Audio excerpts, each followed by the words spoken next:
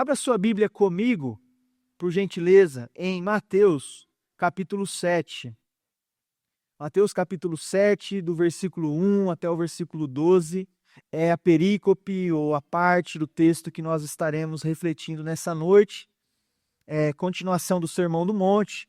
Já estamos aí fazendo a curva para a reta final do Sermão do Monte, onde Jesus vai concluindo então as suas palavras que ele pregou nesse sermão tão importante, que nós estamos nos debruçando já há vários domingos. E o texto de hoje, então, Mateus 7, capítulo 7, perdão, do versículo 1 até o versículo 12. Se você já encontrou, nós vamos ler. Se você não encontrou, o texto está sendo projetado também para você acompanhar. Não julguem para que vocês não sejam julgados, pois com o critério com que vocês julgarem, vocês serão julgados. E com a medida com que vocês tiverem medido, vocês também serão medidos. Por que você vê o cisco no olho do seu irmão, mas não repara na trave que está no seu próprio olho? Ou como você dirá a seu irmão, deixe-me que eu tire o cisco do seu olho, quando você tem uma trave no seu próprio olho? Hipócrita, tire primeiro a trave do seu olho, e então você verá claramente para tirar o cisco do olho do seu irmão. Não deem aos cães o que é santo, nem joguem as suas pérolas diante dos porcos, para que estes não as pisem com os pés e aqueles, voltando-se, não estraçalhem vocês. Peçam e lhes será dado, busquem e acharão, batam e a porta será aberta para vocês. Pois todo o que pede recebe, o que busca encontra, e a quem bate a porta será aberta. Ou quem de vocês, se o filho pedir pão, lhe dará uma pedra? Ou se pedir um peixe, lhe dará uma cobra? Ora, se vocês, que são maus, sabem dar coisas boas aos seus filhos, quanto mais o Pai de vocês, que está nos céus, dará coisas boas aos que lhe pedirem? Portanto, tudo o que vocês querem que os outros façam a vocês, façam também vocês a eles, porque esta é a lei e os profetas. Senhor, nós estamos diante da Tua palavra, e numa oração simples nós queremos pedir a iluminação do Teu Espírito Santo. Sabemos que a Tua palavra é viva e eficaz, mas precisamos do auxílio, do consolo e da iluminação do Teu Espírito Santo para entendermos e extrairmos da palavra aquilo que é praticável e aplicável ao nosso próprio coração, Senhor. Por isso, abre o nosso coração, a nossa mente nessa noite, mais uma vez, para entendermos a Tua boa palavra, em nome de Jesus. Amém. Amém. Bom, eu quero, para ilustrar esse princípio que Jesus está nos ensinando aqui, complexo esse texto, porque Jesus parece mudar de assunto várias vezes no decorrer do texto, mas só parece, você já vai entender que é a mesma coisa. Mas existe uma história bíblica que me ilustra muito bem isso, que é a história de Davi. Davi, né, tem muitas coisas na Bíblia que nós podemos extrair da história de Davi. Mas um momento muito importante da história de Davi é quando ele sabe um pouquinho da história. Se você não sabe, eu quero colocar isso dentro do seu coração para que você esteja na mesma página. Davi, rei de Israel, escolhido da parte de Deus, dentre os seus irmãos, que todos eles eram aparentemente mais fortes, mais bonitos, mas com cara de rei. Davi era o único que não tinha cara de rei, era um pastorzinho de ovelhas que estava lá abandonado, mas ele foi escolhido pelo Senhor para ser rei. E depois de um longo tempo, ele é consagrado rei, depois de Saul. E aí ele, quando rei, quando na posição de rei, quando na posição poderosa que podia determinar coisas, escolher coisas, mandar coisas, ele enxerga uma mulher tomando banho, se arrumando na sacada da sua casa. Maldita cortina de Davi que balançou com o vento. E ele viu aquela mulher tomando banho e ele desejou aquela mulher. Batseba, o nome dessa mulher. Mulher de Urias, um guerreiro de Davi. Um guerreiro que estava submetido, responsabilizado ou cuidado, submisso às ordens de Davi. E aí ele vê essa mulher, deseja essa mulher e como rei poderoso, impõe o seu poder e manda trazer aquela mulher para que ele tenha relações com ela. E essa mulher, você sabe, ela é engravida. E aí Davi se vê um pouco perplexo diante dessa situação. E agora, meu Deus, o que eu vou fazer? um pecado, uma noite, um momento de prazer gerou aí uma criança, uma gravidez, uma gestação. E aí, numa estratégia pecaminosa, cruel, Davi manda Urias para guerra. E não só para guerra, mas para pelotão de frente, frente de batalha. Desejando que, estando nesse pelotão de frente, ele seja rapidamente assassinado, para que então essa mulher fique viúva e o problema dele seja resolvido.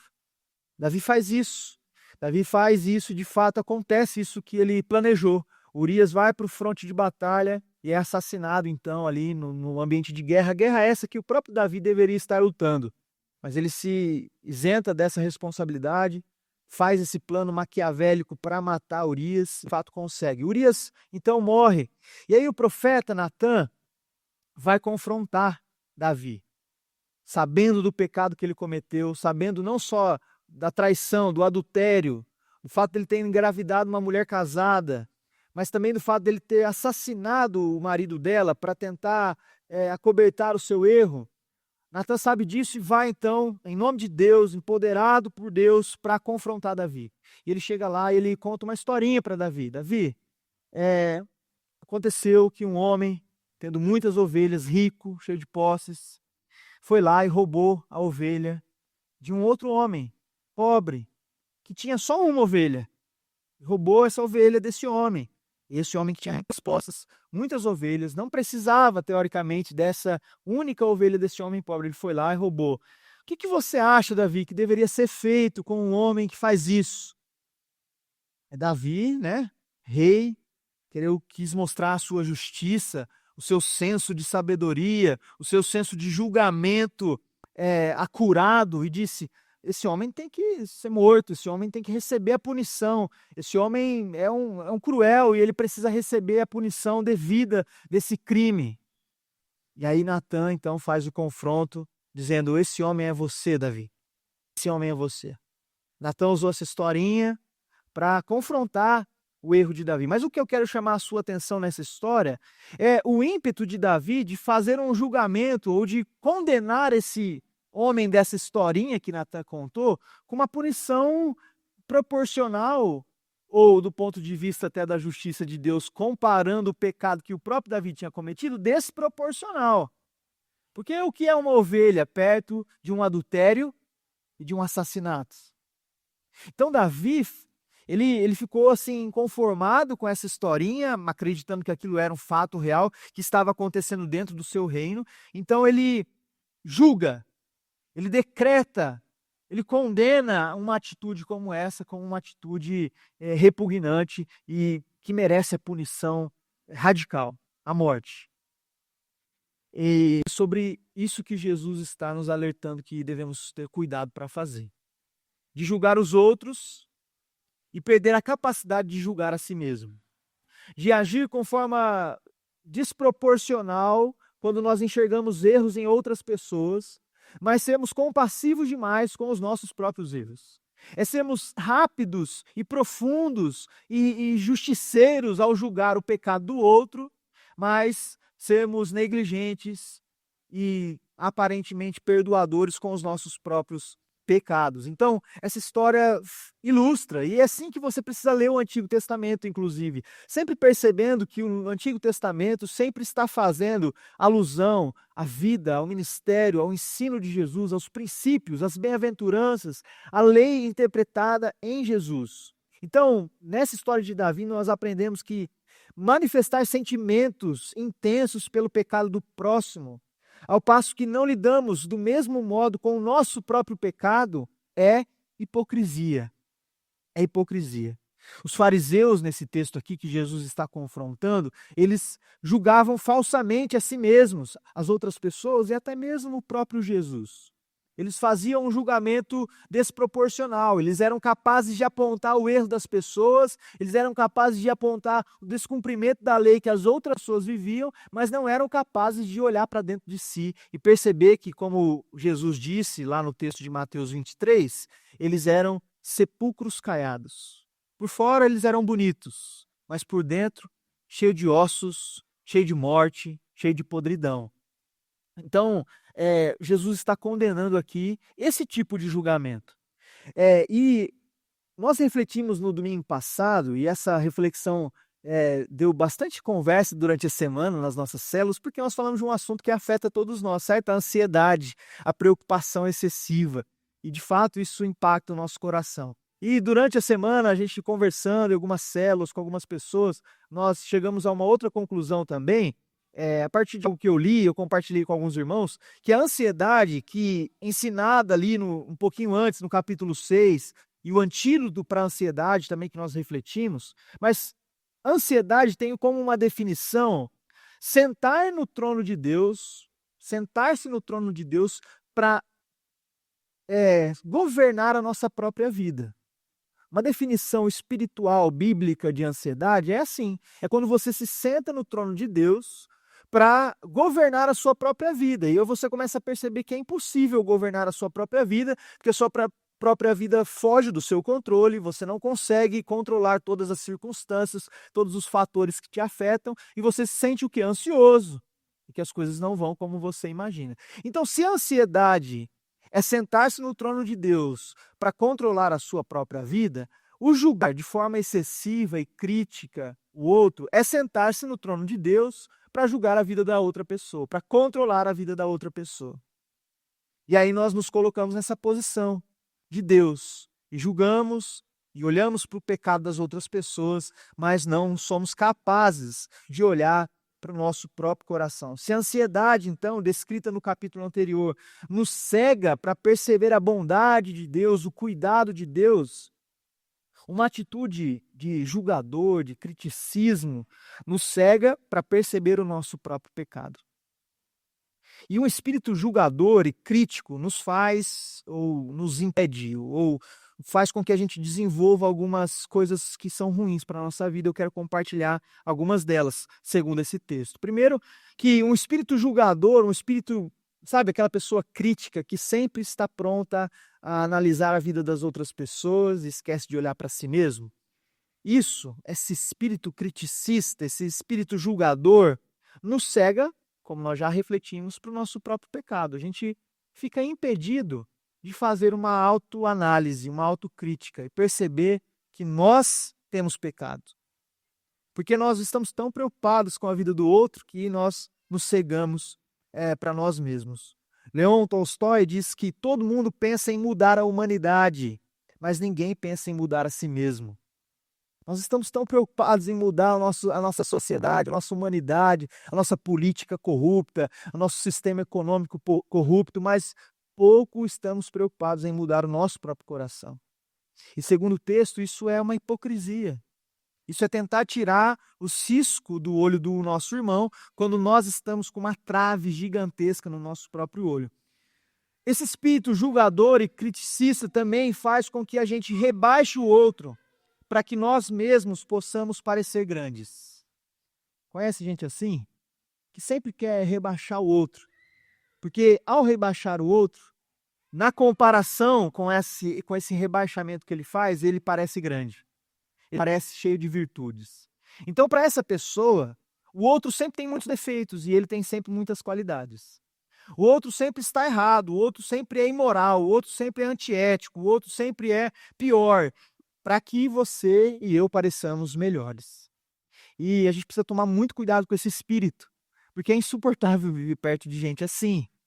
É insuportável viver perto de gente que só sabe enxergar defeitos nas pessoas. E quando, na verdade, isso é uma tentativa de se autovalidar. É uma tentativa de se mostrar superior. É uma tentativa de parecer maior diante daquela pessoa que ela está tanto tentando rebaixar. Esse espírito julgador também espera e só enxerga o pior nas pessoas. Sabe aquela pessoa que nunca consegue enxergar virtude?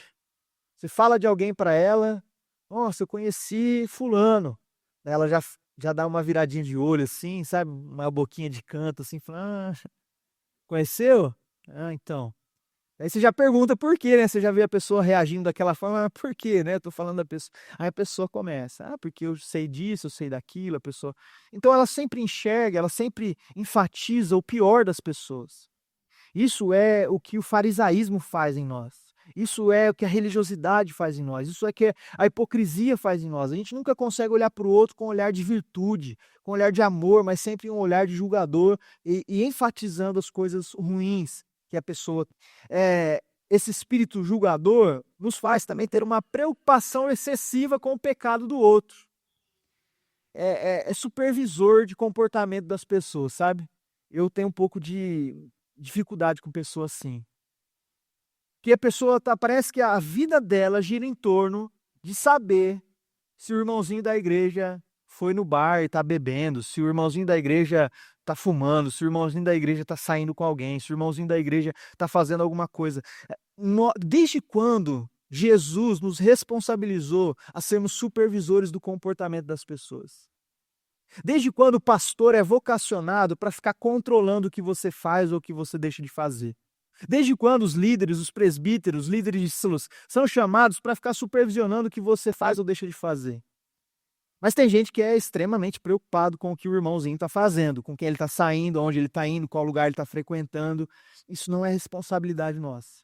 A responsabilidade e a missão que Deus nos deu é pregar o evangelho, é discipular as pessoas, é nos parecer cada vez mais com Cristo e viver um relacionamento com as pessoas, demonstrando Cristo na vida delas, para que elas naturalmente abandonem os seus comportamentos que o Espírito as faça entender que é equivocado.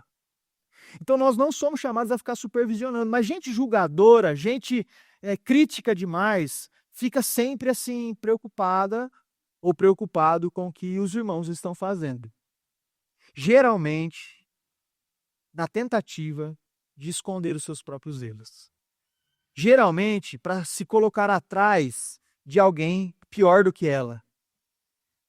Isso é uma atitude hipócrita, segundo esse texto. A última coisa que esse espírito julgador faz conosco é ter uma compulsão também por endireitar as pessoas. Uma vez que nós estamos tão preocupados com o que as pessoas estão fazendo, nós também queremos endireitar a vida delas. Não pode, gente, ela tem que andar no caminho, ela tem que andar no trilho, ela tem que andar do jeito certo, ela tem que vestir as mesmas roupas, ela tem que se comportar da mesma forma. Gente obsessiva para endireitar a vida das outras pessoas. E, geralmente, essas pessoas com a vida torta. Geralmente, essas pessoas não conseguem endireitar a própria existência, a própria vida, a própria família. Elas estão obsessivas em endireitar as pessoas. Era isso que os religiosos faziam.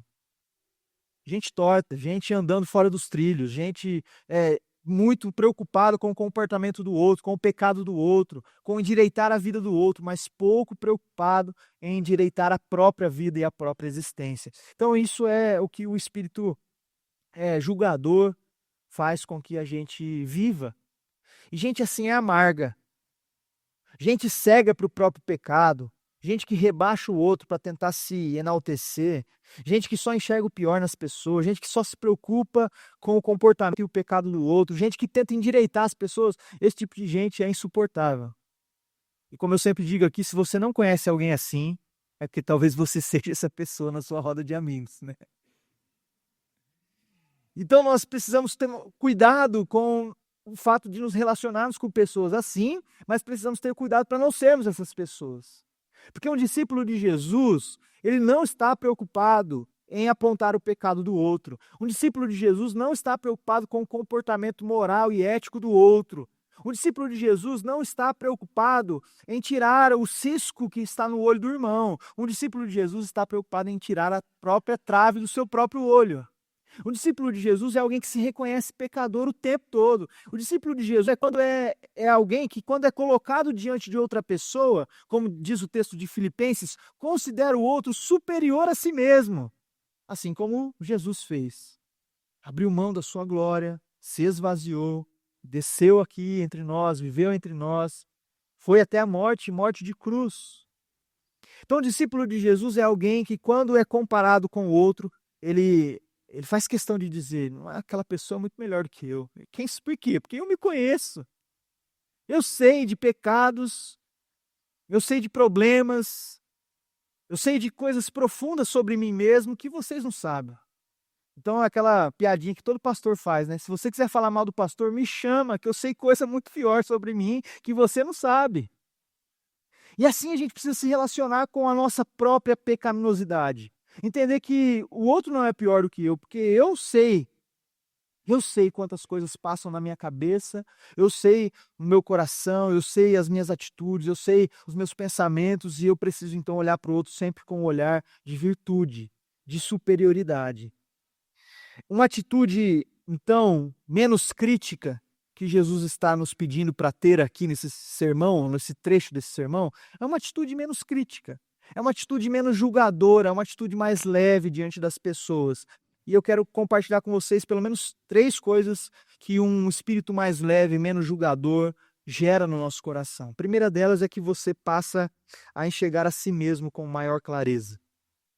Quando você para de observar o outro, quando você para de se preocupar com o pecado do outro, quando você para de julgar o outro, você começa a ter uma percepção muito maior dos seus próprios pecados, da sua própria condição, dos seus próprios erros.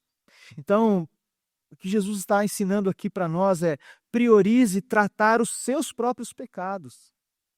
Que uma prioridade na sua vida, além de seguir a Jesus, além de amar a Deus acima de todas as coisas, seja enxergar em você mesmo, fazer uma autoanálise, passar um scanner na sua vida e perceber o quanto você é pecador e quantas coisas você precisa abandonar e quantos problemas você tem, quantos defeitos você tem. E para de olhar o outro, priorize a sua cura e não a cura dos outros. Priorize cuidar da sua família e não resolver o problema da família dos outros. Priorize olhar para dentro de si e reconhecer quanto você é pecador. Homens e mulheres arrependidos é o que Jesus deseja. Os discípulos de Jesus não são pessoas julgadoras, não são pessoas que impõem a sua moral sobre uma sociedade, não são pessoas que impõem uma ética sobre um povo que nem cristão é. Os discípulos de Jesus se reconhecem como o problema do mundo. Antes de sermos a luz do mundo, antes de sermos o sal da terra, antes de sermos a manifestação do reino de Deus, nós precisamos reconhecer que somos o problema da humanidade, porque o pecado habita em nós. E nós precisamos reconhecer a nossa dependência, a nossa carência de virtudes, os nossos erros, os nossos pecados. Então, Jesus não quer homens e mulheres que façam juízo de valor sobre outras pessoas, especialmente aqueles que não creem em Jesus. Jesus não te chamou para resolver o problema da sociedade. Jesus te chamou para ser um discípulo dele e caminhar com ele e reconhecer cada vez mais que você é pecador, e isso vai mudar a sociedade. Homens e mulheres arrependidos que reconhecem a sua dependência de Deus é que transformarão o mundo como ele precisa ser transformado, estabelecendo o reino de Deus. A segunda coisa que um espírito menos julgador faz é que você passe a enxergar o outro com maior clareza. Uma vez que você enxerga a si mesmo, você passa então a enxergar o outro com maior clareza. Porque Jesus aqui, muita gente usa esse texto de forma equivocada, e talvez você já usou, e talvez você já viu alguém usando. Quando alguém vem falar alguma coisa de outra pessoa para você, você usa: olha, não julgueis. Não julgueis, né? Você usa esse texto. Mas Jesus aqui não está, de forma deliberada, proibindo você de fazer um tipo de julgamento, um tipo de discernimento espiritual, para perceber quem são as pessoas que seguem ao Senhor, que se rendem ao Senhor e quem não são. Até porque isso ele incentiva no versículo 6. Um texto difícil de interpretar quando ele diz: não deem aos cães o que é santo, nem joguem as suas pérolas diante dos porcos, para que estes não as pisem com os pés, e aqueles, voltando-se, não estraçalhem vocês. Então Jesus está aqui incentivando que você faça um julgamento. Mas perceba, esse versículo vem depois do versículo que diz que primeiro você precisa tirar a trave do seu olho. Primeiro você precisa olhar para dentro de si. Primeiro você precisa se arrepender. Primeiro você precisa julgar a si mesmo. Então depois você vai ter discernimento espiritual para entender quem são os cães e quem são os porcos aqui dessa parábola. Jesus está fazendo uma comparação aqui cruel, difícil de interpretar nos nossos dias, mas é assim. Os cães, naquele tempo, não é esse cãozinho que você tem em casa, que você dorme com ele abraçadinho, assim, sabe? Pai de pet, né? E eu não vou falar muito mal de pai de pet, porque pai de pet é bravo, inclusive. Eles ficam bravos que a gente critica eles, né? Que eles são pai de... Mas assim, não é esse cãozinho dócil, bonitinho que você tem na sua casa. O cão, naquele tempo, era inclusive parte da lei de Deus para que eles não se aproximassem do templo. Porque cão era bicho... É bicho não doméstico, era bicho selvagem, era bicho porco, que fuçava em lixo. Então eles não deveriam se aproximar do templo, do sacrifício, porque o sacrifício é santo, é perfeito, nada impuro pode se aproximar dali. E Jesus está dizendo: não deem de comer aos pães, não ofereçam, né? Não deem aos cães o que é santo, nem joguem as suas pérolas diante dos porcos. Olha que comparação, Jesus está falando que a mensagem do Evangelho, a boa nova de salvação, é uma pérola, é algo precioso. E aí ele está dizendo que às vezes a gente joga isso aos porcos. E o porco, diante de uma pérola, ele não sabe o valor de uma pérola. O que ele vai fazer? Ele vai pisotear, vai misturar aquilo com a lama. E aquela coisa tão valorosa, tão importante, vai perder o seu valor no meio do lixo, no meio da imundície. Então, de fato, Jesus está falando para a gente fazer um julgamento aqui. E talvez você já viveu essa experiência na sua vida pessoal. Você pregou o evangelho para uma pessoa por tanto tempo, essa pessoa sempre foi resistente ao evangelho, ou às vezes ela foi até hostil ao evangelho, ela zombou de você enquanto você pregava. E de fato Jesus está pedindo para a gente fazer uma análise aqui. Cuidado, o evangelho é precioso. O evangelho é precioso, a mensagem do evangelho é preciosa. Tem gente que é hostil, tem gente que rejeita, tem gente que não quer saber. Cuidado para não ficar jogando essas pérolas aos porcos, dando o que é santo aos cães. É um julgamento que a gente precisa fazer. Só que a partir de um auto-julgamento, uma autoanálise bem feita, reconhecendo os seus pecados. Então, o julgamento que você vai fazer depois é um julgamento com sabedoria. É um julgamento feito a partir de um discernimento dos seus próprios erros. E também, julgar com sabedoria, irmãos, segundo o que Jesus está nos ensinando, existe uma diferença aqui simples, mas que faz completa diferença na sua prática de relacionamento. É que nós devemos julgar os frutos e não as intenções.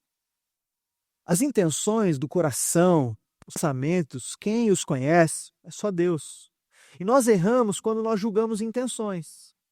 Quando nós queremos sentar no trono de Deus e tentar saber o que a pessoa... eu acho que fulano fez aquilo porque, olha, no fundo, eu acho que ele quis me atacar. Isso é julgar a intenção. Não tem como. A intenção é inacessível a nós, seres humanos. Deus as conhece. Agora, julgar frutos é possível. Julgar frutos é possível. O fruto é algo visível. O fruto é o que a vida da pessoa realmente faz e externaliza. E é isso que Jesus está mandando a gente julgar. Julgue os frutos e não as intenções. Porque quando nós tentamos julgar as intenções, nós nos colocamos no lugar de Deus. E por último, Jesus parece mudar completamente de assunto aqui, né? Jesus começa a falar de oração. Jesus, esse discurso seu tá meio assim esquizofrênico, né? Você estava falando de julgamento e tal, de cuidado com os nossos próprios pecados, tirar a trave do nosso olho. Aí você começa a falar de oração.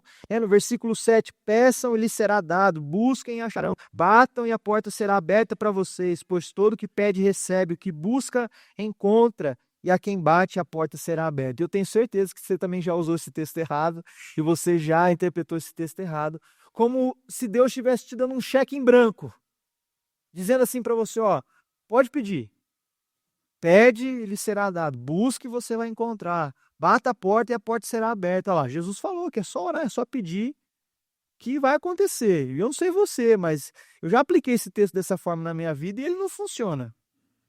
Eu já pedi coisa para Deus que ele não me deu. Eu já clamei por coisas para Deus e ele não me deu.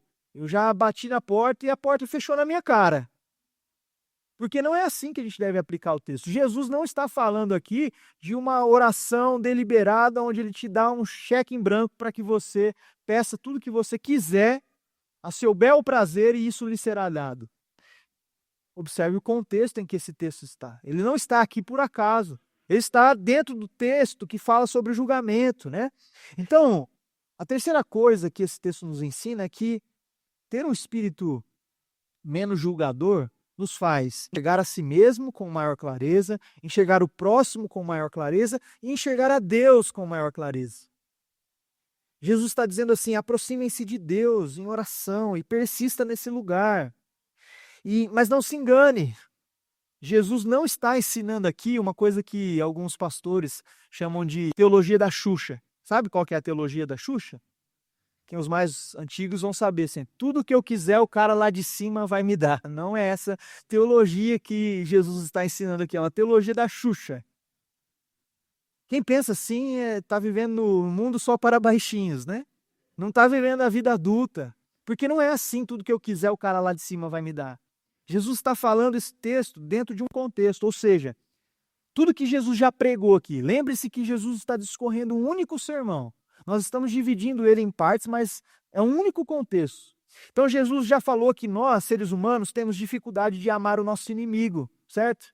E orar por ele, mas nós precisamos fazer. Amar o nosso inimigo e orar por ele. Jesus já falou que nós devemos perdoar assim como nós fomos perdoados por Deus. Perdoar aqueles que nos ofendem, como Deus nos perdoou. Jesus já falou aqui, bem pertinho de onde nós estamos refletindo, que nós temos dificuldade em reconhecer os nossos erros e parar de olhar para o erro do nosso irmão, do outro, do próximo. Jesus já falou que nós temos dificuldade de julgar as intenções das pessoas. É impossível para nós julgar as intenções.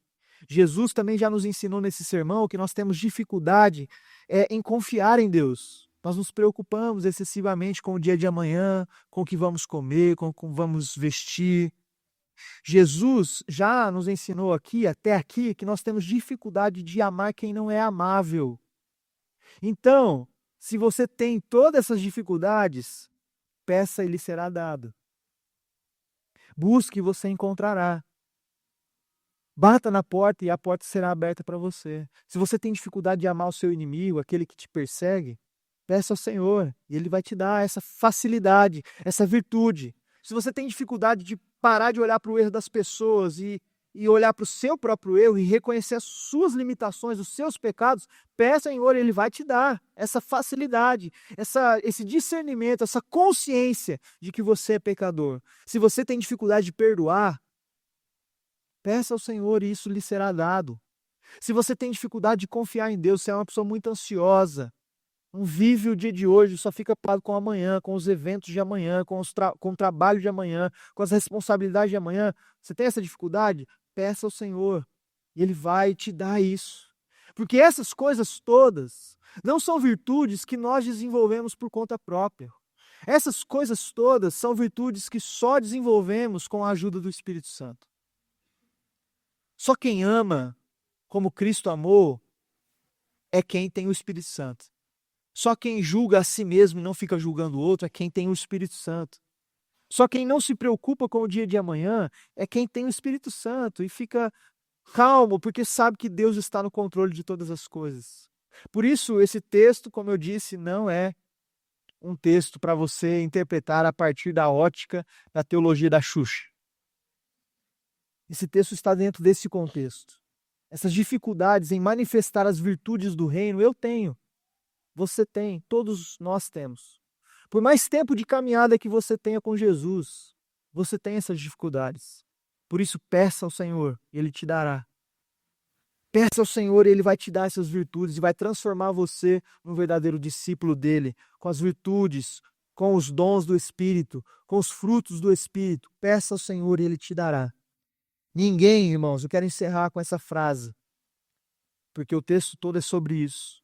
Ninguém é intragável, ninguém é insuportável, ninguém é não amável quando nós reconhecemos os nossos próprios erros e pedimos a Deus que nos ajude a amar quem não é amável.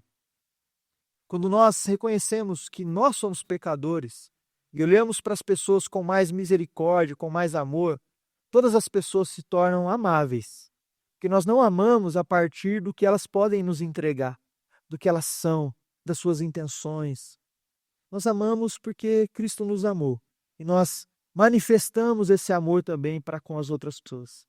Então eu quero desafiar você a olhar para esse texto e sair daqui decidido a ser menos crítico, a ser menos julgador, a se preocupar menos com o pecado das outras pessoas e se preocupar mais com as suas falhas. E olhar para dentro de você, para que você enxergue você mesmo com maior clareza, para que você tenha assim essa convicção de quais são os seus pecados, quais você precisa confessar e entregar diante do Senhor, para que você também enxergue o outro com maior clareza e para que você se relacione com Deus também com maior clareza, pedindo para Ele tudo o que você precisa para ser um verdadeiro discípulo de Jesus. Quais são as virtudes que você não tem, que você precisa pedir a Jesus nessa noite?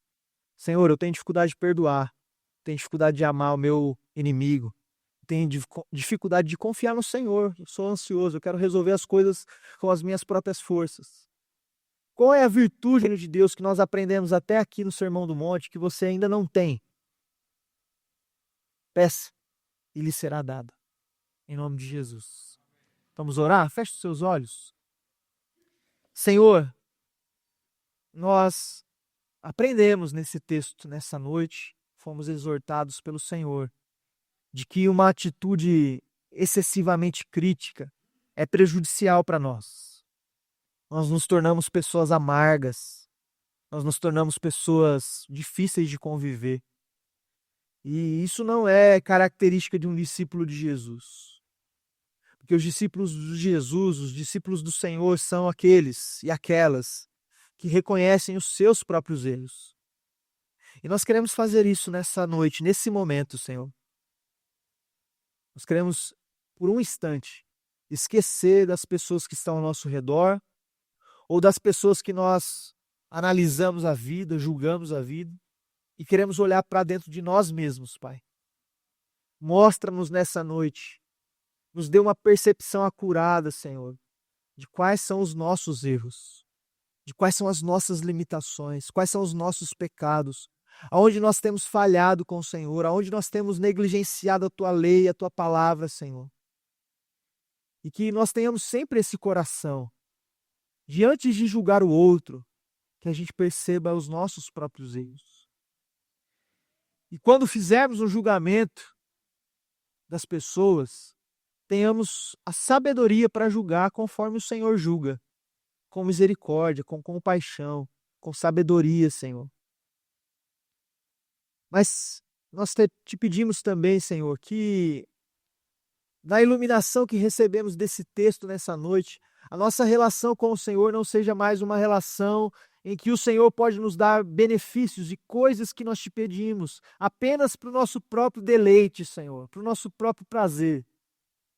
Que a gente tenha a capacidade de olhar para esse texto que diz: peçam e lhes será dado, busquem e encontrarão, batam a porta e a porta lhes será aberta. Que a gente possa olhar para esse texto com a capacidade de discernir que o Senhor está falando sobre as virtudes do reino. E nós queremos fazer essa oração, Senhor. Nos dá, por favor, os frutos do Espírito, Senhor. Nos dá os dons do Espírito, Senhor, nessa noite. Nos capacita para amarmos o nosso próximo, Senhor. Nos capacita para sermos menos ansiosos. Nos capacita para confiarmos mais no Senhor e menos nas nossas próprias forças, Pai. Nos capacita para vivermos uma vida mais leve, desfrutando da liberdade que o Senhor nos dá no Evangelho, Senhor. No nome de Jesus nós te pedimos, confiantes de que assim essa palavra se cumprirá nas nossas vidas, Pai. E sairemos daqui cheios do Espírito Santo de Deus, para viver uma vida conforme a Tua vontade, Pai. Em nome de Jesus. Amém. Amém. Amém, irmãos.